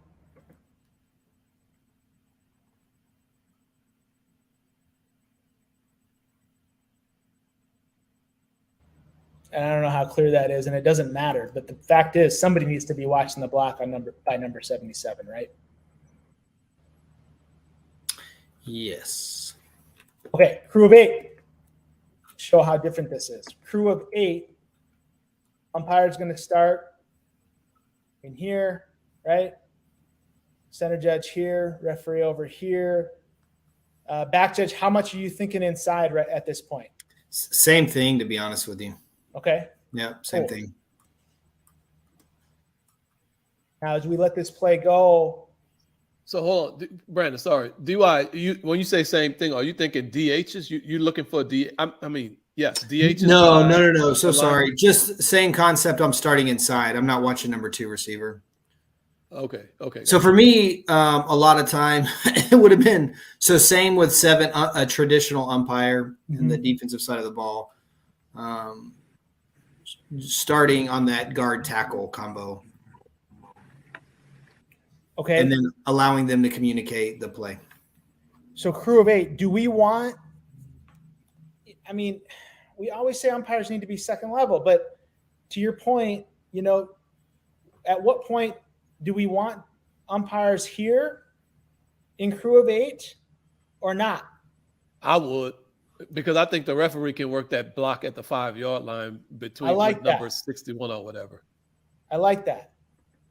I just don't know if we're doing that. I mean, we're probably not consistently. Yeah. I mean, it is a defensive hold alert. That's what's challenging, I think, from the umpire position, knowing that, look, if what we're missing, what we've missed traditionally is this exact block. And, I mean, you could argue, again, it doesn't matter. You could argue perhaps we didn't have eyes on it here as the play goes. And I mean, that's right at the point of attack, and 77 slings the guy around. So, the whole point of doing all of this is to say, crew of 8 is great because we got an extra set of eyes. So let's use that to the maximum of our value, right? And get our eyes out here. But certainly if we do know from a crew of 7 standpoint that, look, we've got this block covered either from here, traditional umpire, or from here, umpire in the backfield. We've got this block covered. We need line of scrimmage people to be working and supporting this area, because just knowing and going through this is the exact block we always had trouble with crew of 7 mechanics, umpire, traditional position. Does that make sense? Yep. Yeah, absolutely. Okay. All right. I know that was a bit academic, but it's literally the foundation of what we do. So,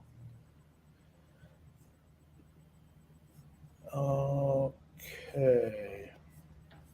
So, anything from the chat? Not really. Okay. David Laredo was asking about working number 9, not number 2. I'm assuming he's talking about the number 2 receiver. Oh, yeah, David, that was just in reference to 7-man mechanics with an umpire in the backfield, where the back judge has more responsibility in the middle of the line. Yep.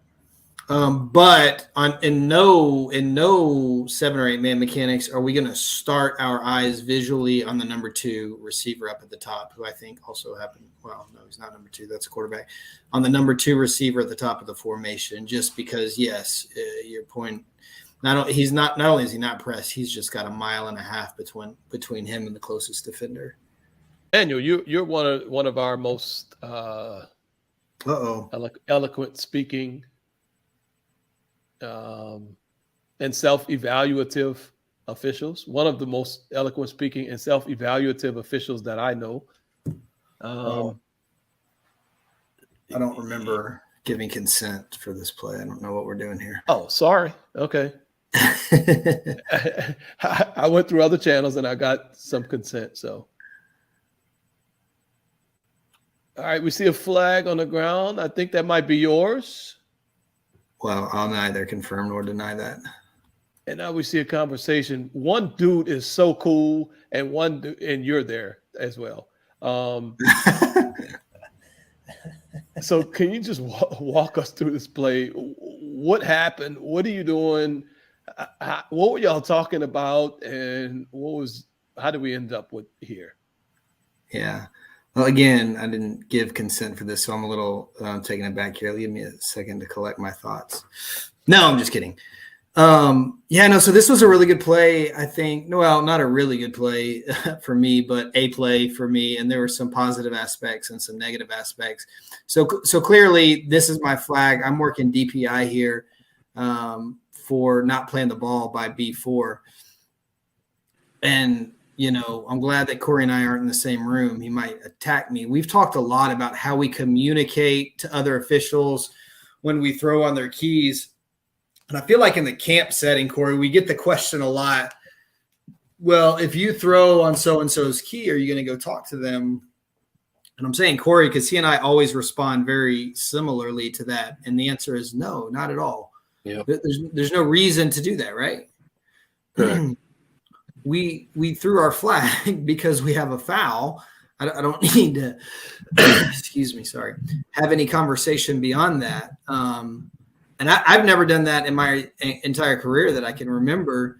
But here's what happened here is I threw my flag and then I went and sought input from the field judge, and it was really bizarre for me. Why did you do it? Why did you go seek input? So that's a great question. And at the time, and even now, I can't tell you exactly what I was thinking. I was super confident with my foul at one point throughout this action. And unfortunately, what if I'm watching this and evaluating someone else, although I don't remember necessarily this like thought progression, there is a point around the 5-yard line where every single part of this looks like a very traditional not playing the ball DPI, right? Mm-hmm. And so if I'm evaluating myself, probably what happens is that sticks in my brain. I commit to the idea I have a foul.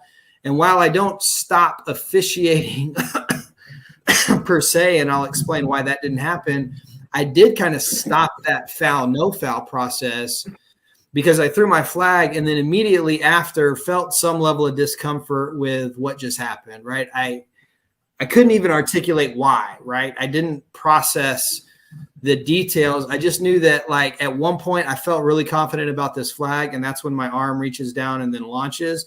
And then at another point after it's over, I feel really less confident.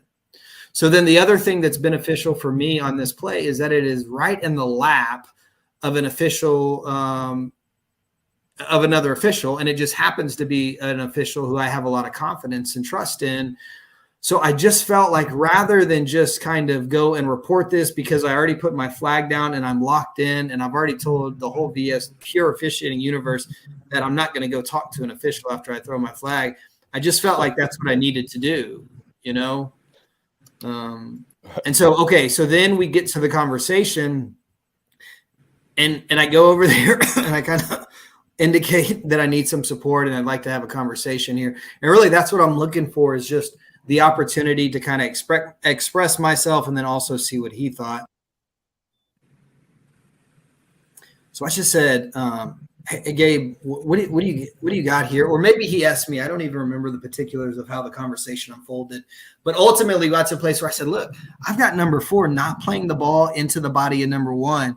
And if you know Gabe at all, he's a pretty cool customer. He's like, yeah, okay. And I'm like, but okay, so where are you at? You don't have a flag down. Talk to me. He's like, yeah, he was kind of in his body. There's some contact. Right. And so it's a little bit resistant just to like pull me off of it. I said, Gabe, come on, man, tell me, what do you not like here? And so got him to the point where he said, well, I just felt like he didn't do much to him, even with the contact. He didn't. So I said, okay, so you're telling me it wasn't really restrictive in your opinion? He said, yeah. And he caught the ball out of bounds. And I said, oh, that's right. I said, okay, so do you want to go? Are you telling me it's uncatchable? He said, no, I don't think it's uncatchable. I said, okay. But you feel like the contact isn't really restrictive. I don't think I want materially restrictive, but he didn't really restrict him. Yeah, and I said, okay, I'm feeling like I should pick this up. Are you on board with that? He said, yeah, let's pick it up. So we picked it up, and so I'm really happy that I was able to have that conversation. And so, by the way, just here's what we need to process. Well, let me actually put that on the back burner. So I'm really happy that was able to have that conversation and get to the correct result. Because I think there was a time in my career when I wouldn't have been able to do that. And I think it's good, right? Like we got to the correct result, but like don't want to get carried away here because the ideal way to officiate this play is identify the early contact with him not playing the ball. Identify then that there's disengagement between the defender and the receiver, and that the receiver goes up all by himself with literally no contact or impact from the defender at all. And so if I just kind of slow my thinking down a little bit and allow all that to unfold and then decide whether I have a foul, I eliminate this unnecessary conversation and stop in the game, which again worked really well. And TV announcers just loved it. Like they thought it was the best officiating ever. But that's meaningless because that's just personal, right? They could have very easily just complained for 2 minutes while we were talking the whole time. They were gracious and didn't do that. So it's a really good play. I think for me, it was a good play to learn from and grow from. So I'm glad it happened. So when we cut the film, we intentionally cut, and you can see it on the film screen right now, at least on my screen, you and Gabe having a conversation. I love just how calm and relaxed both of you are. Neither one of you are frantic. Neither one of you appears to be processing something that is very impactful in this game with whatever 40, 50,000 people standing there watching you. Y'all are both of probably of sound minded. Well, you're less sound minded than Gabe because you know, whatever. But, you know, y'all are both of sound mind and body. And I just love the way that y'all are having just a simple conversation about this action. And I think it really helps. You know, I think we can all take something from this and learn, man, let's just have a calm conversation and let's work through it. And you talked about how we work through it. I really love the way you're doing that. So that's kind of one of the reasons why we want to intentionally leave the conversation on the screen when we talk about it. Yeah, and it was really interesting. I sent a picture from the end zone. There's somebody in the end zone there that sent my wife a picture, and I sent it to Gabe, just cutting up. And his response was, "That's the most comfortable conversation I've ever had on the field," which was really cool. And I think more than anything, that's just a function of plays work together and relationship and chemistry that's been built. We've worked a lot of plays together over the years and have seen each other do some really good things on the field and also some really not good things on the field. So that's, we talk about often like that idea of crew building and chemistry and all of that stuff. And I know that you guys both as referees are really big on that idea and just camaraderie. And that can help. Like sometimes I think, I don't know, not everybody's into that maybe. And we just kind of write it off. Well, if I do my job and you do your job, then everybody's good. Okay. But like, here's a really good example of just really good crew connection. I think playing out nicely, even though not ideally, but nicely. Yes. Look, so I think you said you like picking up the foul. So you pet flag. So you feel like there's no foul here for DPI. I do. Yeah, I absolutely do. I feel like that action of the defender getting into his body is a great precursor right here of the potential for a DPI. But you got to let that play out and see what happens. And again, they disengage, for lack of a better word, separate, and then the receiver goes up. I think we can all agree he goes up to catch this ball unimpeded, right? Like he just jumps and does what he wants to do. So yeah, I like no foul here for DPI personally. So was what you mentioned, this is the way I'm going with this. You mentioned camaraderie, you mentioned chemistry, you mentioned trust. If that field judge is a person that A, you don't like for whatever reason, or B, you don't feel is a good official. Yeah, if I don't trust him, you're not going to talk to him. That's exactly right. You're going to give your preliminary signal, give the number to the referee. We're going to move on, and we're going to have an incorrect call. That's right. Here. And we're not talking about grades. We're talking about what we actually see on the field. Officiating the play, Or just say to hell with that and pick up my own flag because I've seen that done before. But you're right. We're not having a conversation. None. You're not having that conversation. So we got to build chemistry within our crews. We got whatever issues we have, we got to work them out so that when we get to these situations like this, we can end up in the right spot, which is picking up a flag for something that was not a foul. Yeah, absolutely. So I think it'd be more likely the field judge doesn't like the back judge. But okay, let's say you're the field judge and the back judge throws. Not many and people just, like that back judge. Right. That's my point. So the back judge throws and does the funny whistle preliminary signal to the referee. What now, if you're put yourself in the shoes of the field judge, what do you want to do now? In other words, you don't have this great kumbaya thing going on between you two, like you guys are talking about. So now what's the expectation of the field judge? Just let the guy die on this call? Yes. If you don't like him, why wouldn't you? I'm serious. If I don't like this dude and he throws a bad flag and I know it's bad, go ahead, buddy. You know, good luck to you. You're just laughing at him. Yeah. No. Come on. No, I'm because not we're that still way. all responsible for officiating this game together as a crew, even with people we don't like. Well, hold on. I would come Just to you do- regardless if I liked you or not. Well, I think I was hoping. Well, what I'm saying. That's right. You're not speaking in fiction, however. Yeah, I mean, Right. That's what's interesting is that is a thing, and we can't. Of course it is. Right. And that's what I was. yeah, that's gross. And I'm not talking about me as you know, we all have different personalities. You know, I'm not talking about myself, but as just human nature goes, and we've met officials and we've been along with officials all the time, and we all like to say the right things in our pre-games, but we know how we act when we get on the field. And there are officials that will flat out say, you know what, he wants to throw that flag, he doesn't want to check with me. Well, too bad for him. And that 15-yard penalty, okay, is it going to change the game? Maybe, maybe not. But I don't think a lot of times we as officials care about that kind of stuff. We care about our egos. Yeah. And then the other part you have to overcome, like, okay, we've already given our preliminary and, you know, hopefully we've got some crew chemistry in that regard and we're getting into an announcement fairly quickly. Right. You've got to be willing, I think, where Brandon was going to come in. If you have it as not a foul, right? You know, and who knows, because you see, I get pretty far over here. I'm not sure where Gabe was at before. He may have felt that contact and felt like, okay, well, DY's got a flag on that. I'm going to let him roll with it. Not out of hostility or animosity, but just that idea that there's something there. So Right. am I really comfortable putting myself out there and saying, let's pick this up? Because we've all, you know, we've talked about that numerous times. So now we've already tweeted, given a preliminary, referee's getting ready to start his announcement. That's challenging. That's hard to come in and say, whoa. Let's just talk about this. And I think that's where you're going, Brandon. Yeah, and even like the line judge too. You know, you want to have you're making this judgment as well. So if there's not a flag from the line judge and you're convicted that it's not a foul, right? It's still on anybody that's covering the play, Right. you know, to get in and just Absolutely. question it.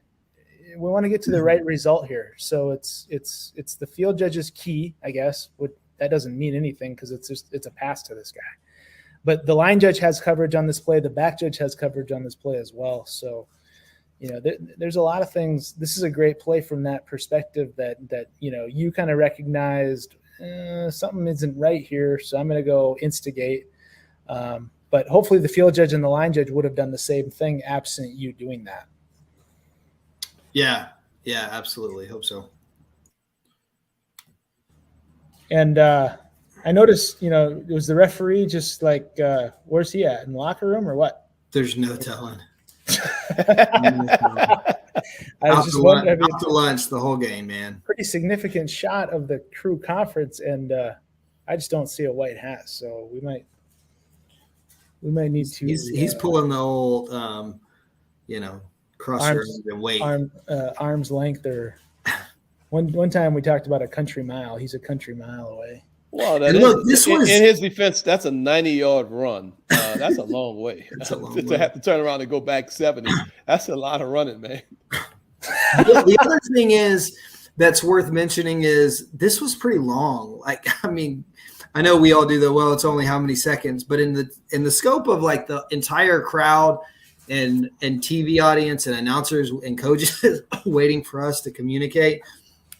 Like this was pretty drawn out. And I think, part of is experience in a lot of plays, but like, just, I would encourage everyone, like, just be willing to say, who cares? Like, we're just going to, we don't want to be irresponsible and I don't know what the word is, lazy with the process and just talk. But especially if it's your flag down and you're just not getting what you need, like, just don't rush that process. Be willing to kind of hash that out a little bit. Right. And I would hope that, for any of the referees that are listening, I would love to have referees reinforce that to the crew as well. If we have to discuss a difficult concept, or if we have to discuss something that needs discussion, we don't need to rush through it. Calm down, relax. Let's get through it. I don't care how long it takes. Let's just figure it out. Yep. And Steven asks, what if this is the field judge's first Division I game? Are you going to have that same conversation? And I think that's where you started, is you trust this field judge. Got to. And, no, I mean, what Daniel said is, I kind of went over there because I really kind of respect his ability. We've worked a lot of plays together. Yeah. And that, so if it was a rookie field judge or whatever, you might not. And that's just reality. Right. But then again, it's on that field judge to get involved. Yeah, it's hard to say. Well, I would hope you would, Brandon. I'm gonna say, and I'll say why, because we don't want to metaphorically. I apologize to the women who are on to castrate an official by just saying, "Oh, it's his first game. I'm not going to talk to him," and basically take away that person's ability to work football. We should be empowering our crew. I don't care. I don't care how many games they've worked. If they're working that game today, you better be able to own your position and carry your weight. And I'm going to trust you, and I'm going to empower you, and I'm going to come to you if we have some situations. And I expect you to handle your position and own your position just like I'm going to own mine. Yeah, no, I like that. I mean, I think the reality is, I don't know if everybody believes in that, and that's kind of where I was going with it. Well, even if you believe in that, which I absolutely, I love that as an approach and perspective. The reality is still that when it comes down to that moment, trust is often built, and so that's hard. That's hard. I agree with that as an approach, and would hope that that would be the approach. But maybe he said something really stupid in the pregame, and then you're right. I had that approach, and then it pissed me off. But here's the thing, though. Well, I'll offer this, DY, and we still need this. We still need this official, even if we know, this is his first game. He's going to be with us all year. We need him, so let's go over there, have that conversation. But maybe in the back of our mind, we think, this is a waste of my time. But I need this dude to understand that I trust him, even if I don't. And I'm going to go in there and have this conversation. We may come out with a flag anyway. I may come out and stay on my flag, but I'm at least going to go over there and demonstrate this is the way our processes are going to work if we have something to discuss, and show him or her this is the way we're going to do this, even if you know that you're going to come out of that with you're not changing your opinion. Yeah, that's pretty good, man. And you could come out of that one of two ways, thinking, "All right, I like to have this dude can do his thing. I'm glad he's out here." They may surprise you. Yeah, or this guy's a complete idiot. Who knows? Who knows how that's going to go? But also, as a field judge here, there's really only like one of two flags this can possibly be, right? Let's say one day, Brandon. I mean, yeah, you watch the play. So, I mean, like, you got to think, man, is he calling DPI on this? So, we got to be critical thinkers out there and just get involved if it's not Daniel Young as the back judge on this particular play. So, good breakdown, man. That was just that was a pleasure to listen to you break that down. That was really fun. Hey, look at punt plays now. Daniel punt plays. Let's do it. No. Hey, D.Y., I do have one question, one other component of this, and I don't know if it happened on this play or if you would expect it on another play like this. Was the line of scrimmage official involved at all at any point in the conversation? No, he wasn't, and that's a great point, Corey, because he's got just an awesome view of all of that. Because that's something that I have a conversation with my line of scrimmage. That if I'm getting to a point where I have to stop at the pylon, and maybe I don't have that look between bodies that we all like to get, that I kind of hope that he has some input on something like this. Agree. So wait a second. You say in those situations where you have to stop at the pylon, where you could end up looking almost parallel with them. That's Right. when you really want him to step up and be engaged. Correct. That's good. I mean, if it's a cutoff, I mean, I should be able to recognize that. But when it's a not playing the ball with restrictive contact, that's a little bit tougher for us to look at when we're in this type of position that Gabe is in. And it's hard from the middle of the field too when you're working these not playing the balls oftentimes because you just don't know. There's a lot of times I've watched him and thought, golly, that looks like a foul, but I really don't know if there's contact or not. Like that can be just, we're talking about centimeters, and based upon the angle and the distance away, it can be really hard to know if he actually contacted the receiver and to what degree. And so, I've swallowed flags where I really felt like there was a foul there, probably because I just didn't know. And this one I just just recklessly let rip. So. All right, another VSG in the books. There it is, 110. Yeah. Hopefully we'll be I back feel at as the 111. numbers get higher, we're kind of like MMA. We are Yeah. Well, I mean, we'll try our best to be back for 111. I don't see why we wouldn't. Yeah, why week not? to week, right? There's a lot of football being played, so a lot of things to think about. Yep. All right, you guys have great games. All right. All right, All right, y'all guys, next week. have a great week. See ya.